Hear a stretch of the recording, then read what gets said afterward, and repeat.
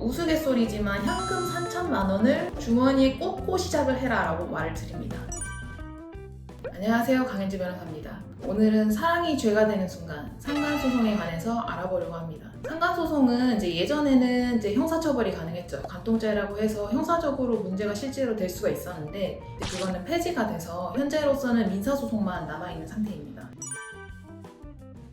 상간도 마찬가지로 협의하거나 소송을 가는 경우 두 가지가 있는데요. 그 선택지는 본인의 가치관에 따라서 정하면 됩니다. 기본적으로 갈등이라는 것은 협의가 되면 법원으로 올 필요가 없습니다. 일단 나는 판결문을 꼭 받아야겠다. 판결문은 영구보존 문서이기 때문에 나는 이 사람들의 잘못을 그 법률적인 문서로 꼭 남겨서 평생 간직하고 나중에 꼭 필요할 때 쓰겠다 이러시는 분들은 그 판결문을 그대로 받으시고 소송을 진행하시면 됩니다. 근데 만약에 나는 판결문까지는 필요 없고 돈은 최대한 좀 받았으면 좋겠다 라고 생각하시는 분들은 소송을 가시기 전에 일단 협의를 한번 시도해 보시는 것이 좋습니다. 협의는 대체로 소송을 가기 전에 갈등을 마무리하는 것이어서 그 합의금이 소송 가는 것보다 액수가 높습니다. 그런데 합의는 어쨌든 그 양 당사자가 액수라든지 합의 조건에 서로 만족을 해야 되는 것이라서 일방적으로 진행이 되지는 않고요. 쌍방 합의를 잘 해보셔야 되는 겁니다.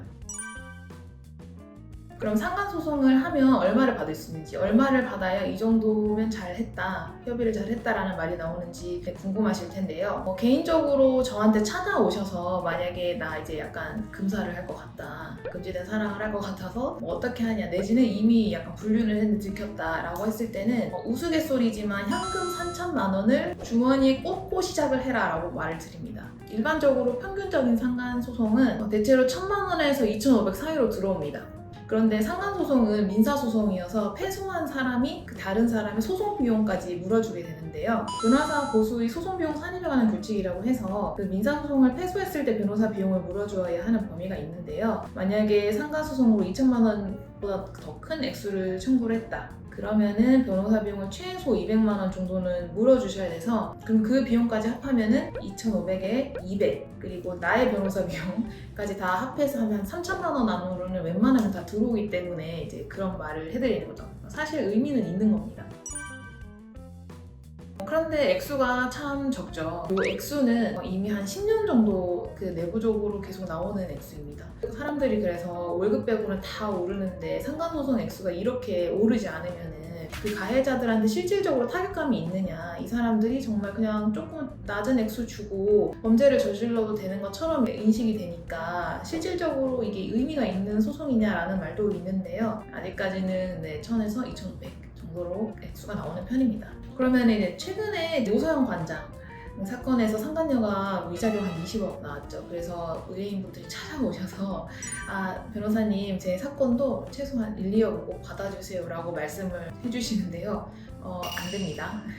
그 케이스는 정말 특이한 케이스예요. 사실 SK가 우리나라에서 굉장히 큰 기업이기도 하고 최태원을 상간녀한테 2천만 원, 5천만 원 내라 했을 때 그 사람한테 그 돈은 일반인의 5천만 원이 결코 아닐 거란 말이죠. 그래서 그 특수성을 감안해서 액수를 20억으로 조정을 해준 것이지 그냥 평범한 사람이라면 소송에서는 절대로 억 단위를 넘어갈 수 없다. 그렇게 생각하시면 됩니다.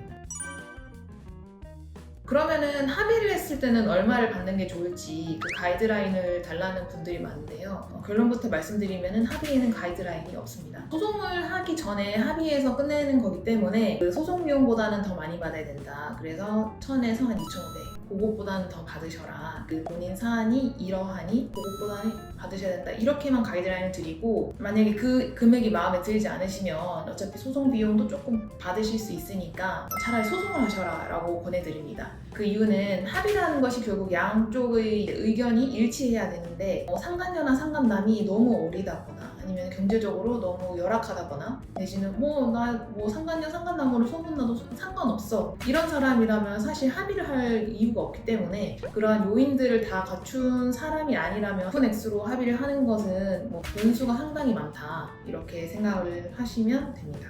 그래서 합의를 한 케이스를 몇 가지 소개를 해드리면요. 좀 유명하신 분이었는데 본인은 이 상간한 사실이 밝혀지면 그 본인 이제 일하는데도 지장이 가시는 분은 정말 큰 액수로 합의를 하신 케이스도 있고요. 전업주부였는데 학부모 모임에서 다 같이 알게 된 가족 구성원 중에 한 명의 남편과 이제 바람이 난 거죠. 그래서 만약에 내가 상간녀라는 소문이 난다 이러면은 나뿐만 아니라 그 아이들도 이제 전학을 반드시 가야 되는 상황이 온 케이스였는데 그 케이스는 5천만 원 그리고 8천만 원 각각 합의해서 그 합의로 사건 마무리했던 경우도 있습니다. 본인이 진짜 필요한 경우는 돈을 많이 주고 합의를 하는 경우도 이제 간혹 있어서요. 조율을 해보시는 것이 좋습니다. 그럼 만약에 합의서를 쓰게 되면 어떤 내용까지 기재를 해야 되는지, 어떻게 작성을 해야 합의를 잘 할 수 있는지까지 한번 같이 알아보면요. 만약에 합의했을 때는 얼마를 준다, 그리고 그 돈을 언제까지 주지 않으면 이자를 이제 어떻게 붙인다라는 그런 기본적인 이제 계약서 상의 내용부터요. 만약에 내가 이혼을 하지 않는데 상간녀나 상간남과 이제 합의서를 쓴다 하면은 요 합의서를 쓴 이후부터 배우자를 다시 만날 경우 한 해에 300만 원, 500만 원 추가 지급하고 어느 순간부터 이사를 간다 내지는 접근하지 않는다 그런 내용까지 씁니다. 근데 반대로 협의를 하면은 그 상간 남녀도 어쨌든 큰 돈을 주고 이제 합의를 하는 것이기 때문에 그쪽에서도 유리한 내용을 적는데요. 이런 합의 내용이 외부로 발설될 경우 이 계약 전부 해지한다. 그리고 상간 사실을 소문을 내면 명예훼손은 물론이거니와 내가 준 합의금의 몇 배를 토해낸다 이런 내용도 적습니다. 그러니까 서로가 이 합의를 하는 대신 조금씩 양보를 하는 거죠. 그러면 이제 합의를 다 해서 다 끝나고 돈을 받았으면 전부 끝이냐, 그랬으면 참 좋을 것 같아요. 근데 가끔 다시 찾아오시는 분들이 있습니다. 변호사님, 제가 상간녀한테 돈을 받았는데 그쯤에 남편 통장에서 그 비슷한 액수가 빠져나왔다, 부부 공동재산이 나한테 다시 들어왔는데 이게 맞나요? 라고 하는 경우가 있는데요. 그 강주은 씨 유명한 말이죠. 네 돈도 내 돈, 내 돈도 내 돈. 가족 경제에서 부부 공동재산은 사실 내 돈이긴 하죠. 그런데 이제 그 바람이라는 게 혼자 필 수 있는 것이 아니라서 이거는 공동 불법 행위입니다. 그러니까 둘이 같이 하는 행위라는 거죠. 그래서 상간녀가 나한테 돈을 줄 수는 있지만 이후에 이 상간녀가 나한테 준 돈에 관해서 남편과 서로 나누어 가질 책임은 있는 겁니다. 내부적으로 둘이 돈 장만이 필요하기 때문에 그 둘이 돈이 오간 것까지 뭐라고 할 수는 사실 없어요. 전적으로 남편이 돈을 줬다 하면 또 모르겠는데 그거는 사실 밝히기가 어려워서요. 그런 경우 합의가 일방적으로 무효가 되는 것은 아닌지라 그 부분은 미리 단속을 조금 해두시는 것이 필요하고, 근데 만약 상황이 그렇게까지 갔다면 사실 이혼을 하시는 게 이제 맞겠죠.